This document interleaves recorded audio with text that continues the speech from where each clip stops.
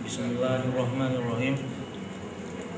Sudah akan nikah, saya Mustafa Ramadan bin Marahot Harahap berjanji dengan sesungguh hati bahwa saya akan menepati kewajiban saya sebagai seorang suami dan akan saya pergauli istri saya bernama Arfah Mardiana Lubis binti Haji Abdul Rahim Rasid dengan baik, muasyarah bil ma'ruf menurut ajaran agama Islam. Selanjutnya saya membaca sigat taklid atas istri saya sebagai berikut. Sewaktu-waktu saya: 1. Meninggalkan istri saya 2 tahun berturut-turut. 2. Atau saya tidak memberi nafkah wajib kepadanya 3 bulan lamanya. 3. Atau saya menyakiti badan atau jasmani istri saya. 4. Atau saya membiarkan atau tidak memperdulikan istri saya 6 bulan lamanya. Kemudian istri saya tidak ridha dan mengadukan halnya kepada pengadilan agama dan pengaduannya dibenarkan serta diterima oleh pengadilan tersebut. Dan istri saya membayar uang sebesar Rp10.000 sebagai iwat atau pengganti kepada saya. Maka jatuhlah talak saya 1 kepadanya. Kepada pengadilan tersebut saya kuasakan untuk menerima uang iwat itu dan kemudian menyerahkan kepada Direktorat Jenderal Bimbingan Masyarakat Islam (CEKI), Direktorat Urusan Agama Islam dan Pembinaan Syariah untuk keperluan ibadah sosial. Suami Mustafa Ramadan Harahap.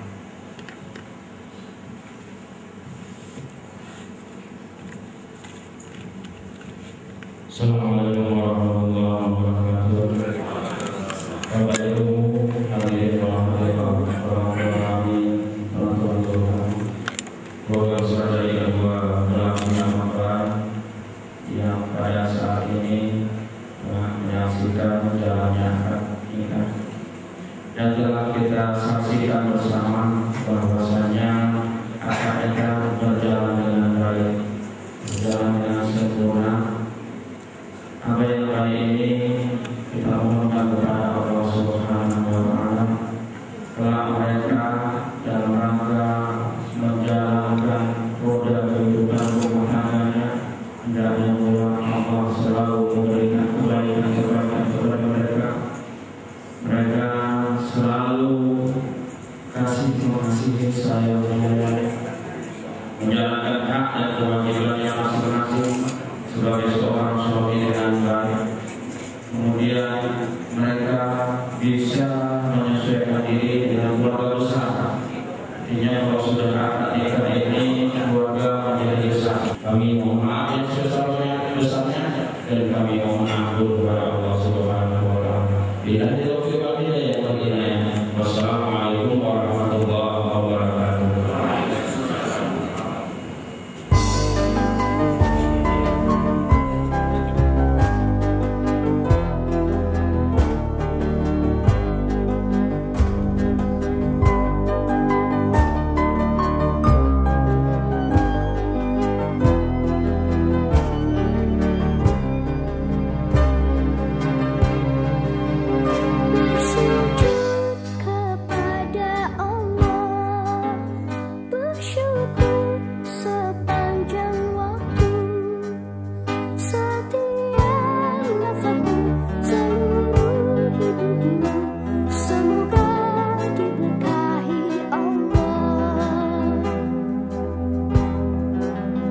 Bersabar taat pada Allah, menjaga keikhlasannya.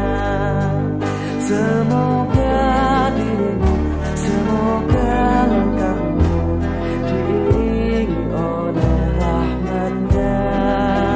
Setiap nafasmu, seluruh hidupmu, semoga diberkahi Allah. Alhamdulillah wa syukurillah, bersyukur padamu ya Allah. Kau jadikan kami saudara, indah dalam kebersamaan.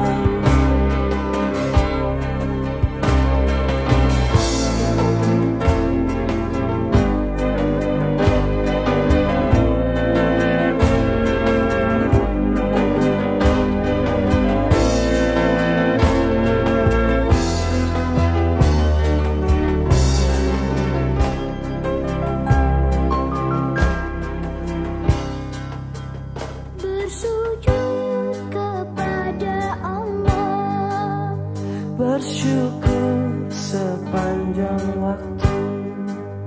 Setiap nafasmu, seluruh hidupmu, semoga diberkahi Allah. Semoga dirimu, semoga langkahmu diiringi oleh rahmatnya. Alhamdulillah wa syukurillah, bersyukur padamu ya Allah. Kau jadikan kami saudara indah dalam kebersamaan. Alhamdulillah wa syukurillah, bersyukur padamu ya Allah. Kau jadikan kami saudara, hilanglah semua perbedaan. Alhamdulillah wa syukurillah, bersyukur padamu ya Allah.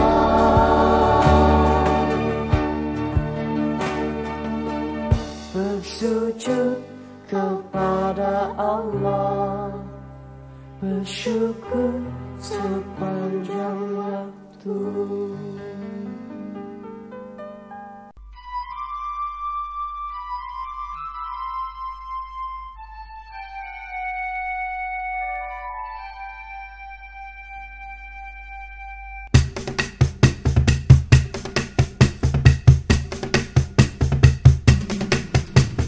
Endeng ma endeng baya, endeng ma endeng baya, endeng ma endeng baya, endeng ma endeng baya, endeng ma endeng baya. Lagu onang-onang, nyanyian Batak Angkola sudahlah ternama.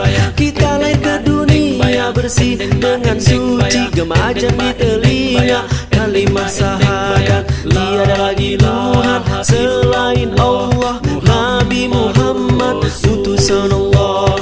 Endeng ma endeng baya, endeng ma endeng, endeng ma endeng baya, endeng ma endeng. Tersenyum ayah dan bunda, amanah Allah telah datang. Dengan penuh kasih dan sayang kita diasuh hingga dewasa. Dengan doa penuh harapan, moga jadi anak yang soleh.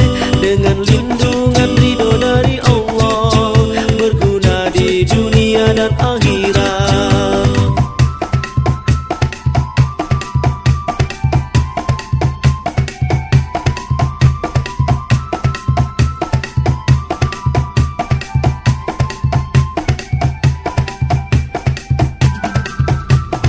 Endeng ma endeng baya, lagu onang-onang, nyanyian Batak Angkola sudahlah ternama.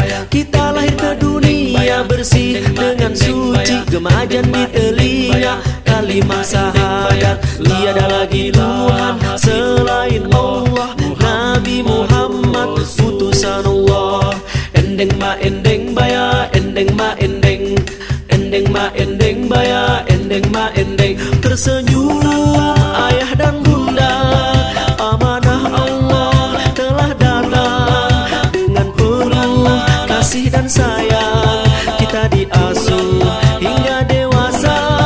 Dengan doa penuh harapan, moga jadi anak yang soleh. Dengan lindungan ridho dari Allah, berguna di dunia dan akhirat. Tersenyum ayah dan bunda, amanah Allah telah datang. Dengan penuh kasih dan sayang kita diasuh hingga dewasa. Dengan doa penuh harapan, moga jadi anak yang soleh. Dengan lindungan ridho dari Allah, berguna di dunia dan akhirat. Endeng ma endeng baya, endeng ma endeng, endeng ma endeng baya, endeng ma endeng, endeng ma endeng baya, endeng ma endeng, endeng ma endeng baya, endeng ma endeng. Horas.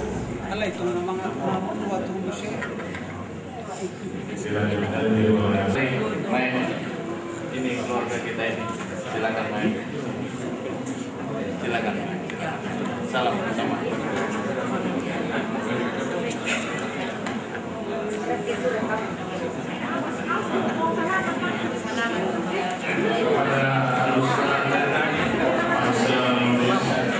Kami silakan masuk dalam waktu kita untuk menyampaikan silakan.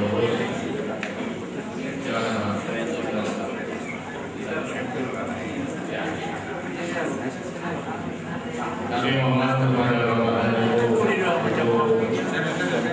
berada dalam sunnah karena kita akan menyampaikan ilmu dan disampaikan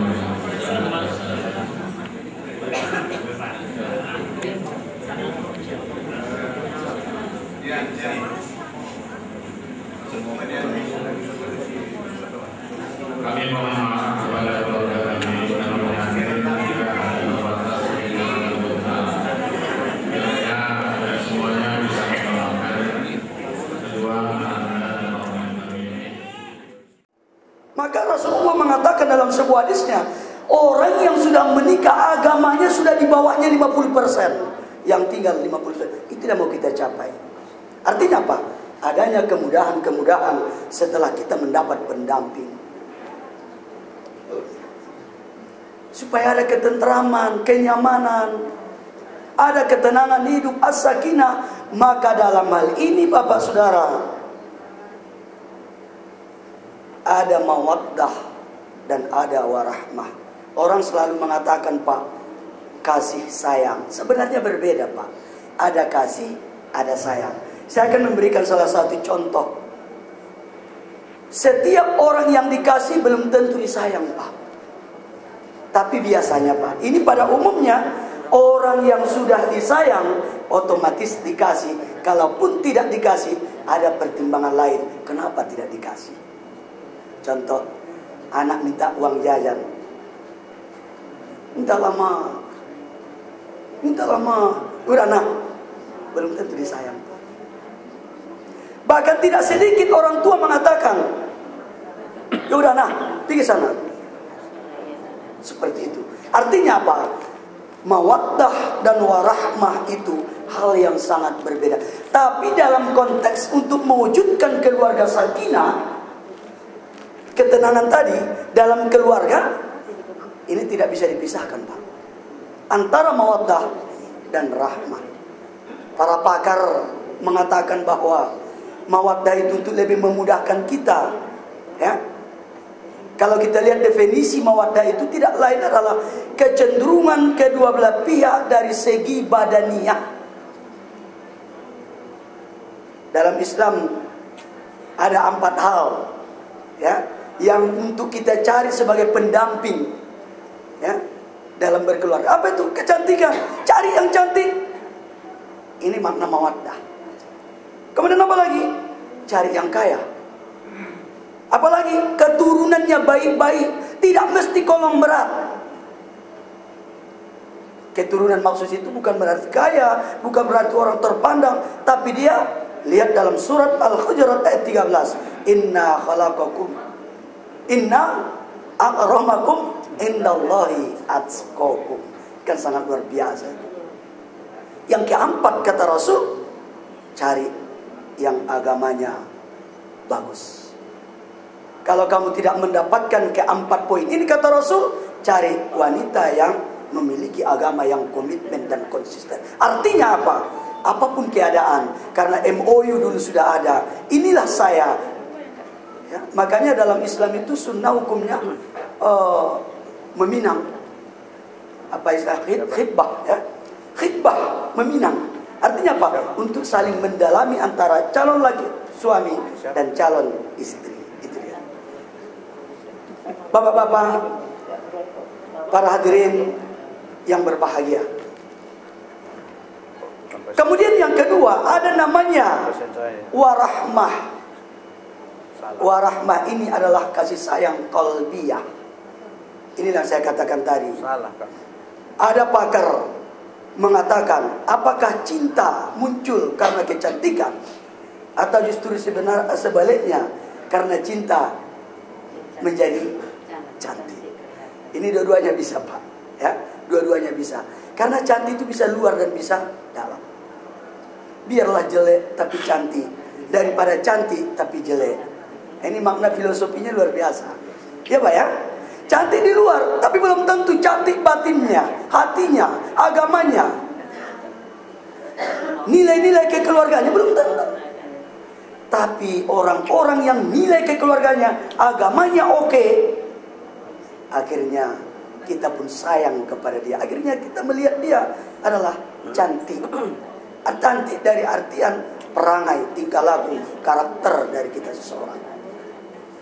Ini yang diciptakannya seorang wanita, seorang perempuan sebagai pendamping laki-laki untuk mendapatkan keluarga sakinah, mawaddah, warahmah itu. Bapak-bapak, ibu-ibu, para undangan yang dimuliakan Allah. Ada 3 hal yang menjadi tanggung jawab kepada suami nantinya.